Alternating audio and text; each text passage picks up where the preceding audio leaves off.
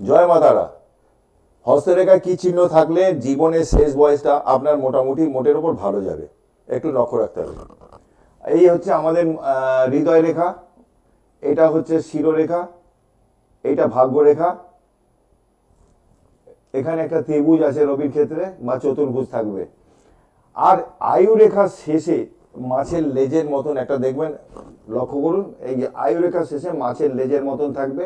বা এটাকে আমরা এই জায়গাটায় আর একটা চিহ্ন যদি থাকে, যেরকম ধরুন এই জায়গাটা একটা মৎস্য চিহ্ন এরকম থাকলো আয়ু রেখার ঠিক নিচের দিকে পোর্শনে, কেতুর ক্ষেত্রে বা আয়ু রেখার নিচে এরকম মৎস্য চিহ্ন এরকম যদি থাকে, জীবনের শেষ বয়সটা কিন্তু মোটের ওপর ভালোই যাবে, অর্থ কষ্ট সেরকম হবে না। এটা একটু লক্ষ্য রাখবেন, যাদের হাতে আছে তারা একটু মিলিয়ে নেবেন। ভালো থাকবেন, আবারও আসবো ছোট ছোট এরকম টিপস নিয়ে। জয় মা তারা, জয় জয় তারা।